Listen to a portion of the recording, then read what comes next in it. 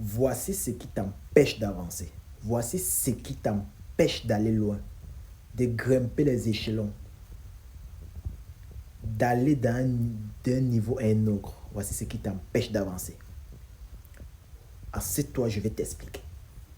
Ce qui t'empêche d'avancer, ce qui t'empêche d'aller loin d'un niveau élevé, c'est l'audacité. L'audacité est le fait de ne pas avoir peur, est le fait de voir les obstacles comme si ce n'était rien. C'est pourquoi le lion, reste le roi de la forêt. Le lion n'a pas peur. Le lion, même s'il voit que l'animal est plus grand que lui, même s'il voit que l'animal peut le tuer, il pas d'abord tenter. Si tu ne tentes pas, comment tu vas savoir en fait que tu pouvais tuer cette chose ou bien tu pouvais faire cette chose? La peur de tenter, c'est ça qui te cloue présentement là où tu es.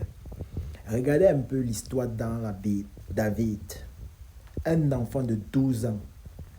Comment un enfant de 12 ans pense et réfléchit qui peut tuer un géant de plus d'1 mètre, plus de 2 mètres, un géant, un enfant, un yéyé, 12 ans, alors qu'il y avait ses grands frères, il y avait même les généraux, les grands combattants, mais un enfant de 12 ans a été audacieux.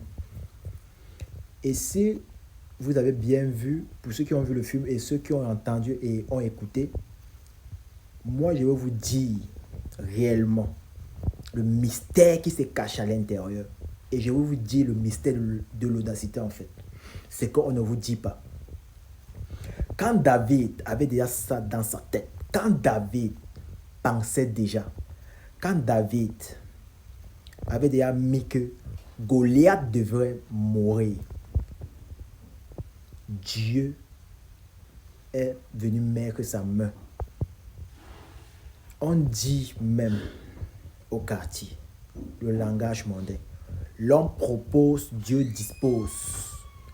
David a proposé et Dieu est venu disposer. Mais ce qui a fait en sorte que Dieu se dispose, c'est l'audacité de David. David a été audacieux. C'est cette audacité que Dieu a vue en fait. Qu'il n'avait pas peur. Parce que pour qu'un être humain n'ait pas peur, vraiment c'est compliqué de nos jours, de notre génération. On va te dire que non, pour faire cela, non. L'État va t'empêcher, non.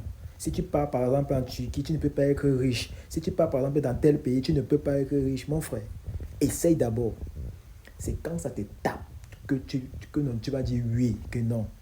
Mais la différence, ce qui nous différencie de l'animal, ce qui nous différencie de l'animal, nous,